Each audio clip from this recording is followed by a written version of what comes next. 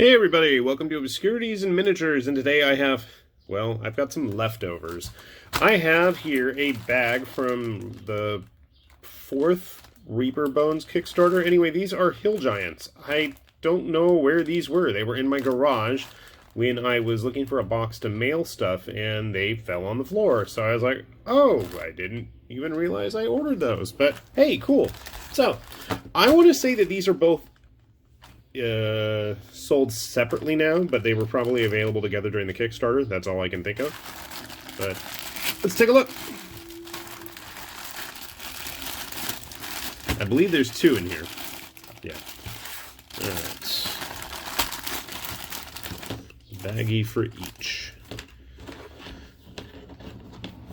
So, while we wait for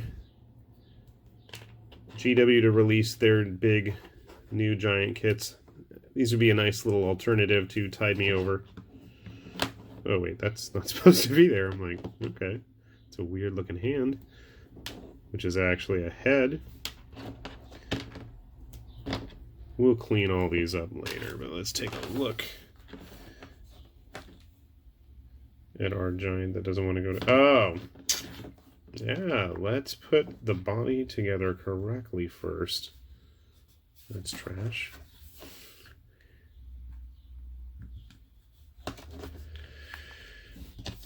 Alright. Okay, we're in business here. Okay, we're gonna have a... Not too complex. You can see that I am even just dry fitting the parts together. They fit really well, but that's to be expected. These are much newer than the other giants that Reaper has released, and I guess that's one really nice thing about the continuous, I shouldn't say continuous, but ever-present and ongoing Kickstarters is the quality of the models themselves continues to get taken up a notch. Okay, and then there's this thing. I don't know where this is supposed to go.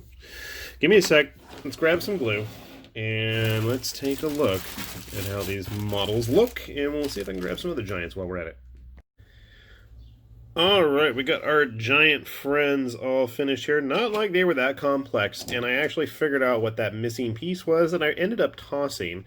It was actually a little rock to go under his foot. Now, I don't think it's going to be a big problem if you're like me and misplace it. A nice little clip with a pair of clippers and, you know, some glue on the base. He's going to be fine. Obviously, he's standing up okay right now, so not too much to worry about.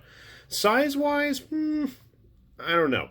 For hill giants, you know, I get that they're not supposed to be as big as other giants, but like grabbing another Reaper guy here, he is a little bit bigger, and I believe he actually was supposed to be a hill giant. I've just used him as a troll, and he was in an ogre army for a long time for Kings of War. But just to give you guys a good indication there, if I can zoom out. So, definitely about the same size as like the Conquest ogres. Obviously these are going to be a lot cheaper, but you lose the posability of a full plastic kit there. If you wanted to pop them in with a bunch of Mears ogres, I think it would totally work. Obviously he's an ogre, not a giant, but they're about the same size. They're also a lot cheaper, and I definitely like the proportions of their faces. They've got that kind of, I don't know, lummox, big brute type look going on there. So should be fun to paint. I'm not sure how I'm going to paint them yet. I'm leaning towards going with the same kind of skin tone that my Mears guy's got, just to keep things consistent, or maybe go with an actual flesh tone, but I find that kind of boring. I mean, it's just a big human at that point, and I like my things a little bit more exotic. Maybe not so much with the red skin, but yeah. In case you are curious, I don't think I even grabbed a human here. Let's get some humans. So, see, they're not super big. I mean, you can almost, like I said, count them as ogres. He's an actual GW ogre here. I mean, he's a little bit smaller, but, you know, use him for some kind of... Oh, gosh, what were the wild ones called? I don't remember. Anyway, nice little kit, and hopefully it's not going to break the bank, and be a fun one to paint.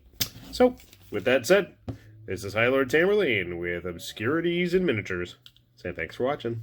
We'll see you back here soon. Bye bye.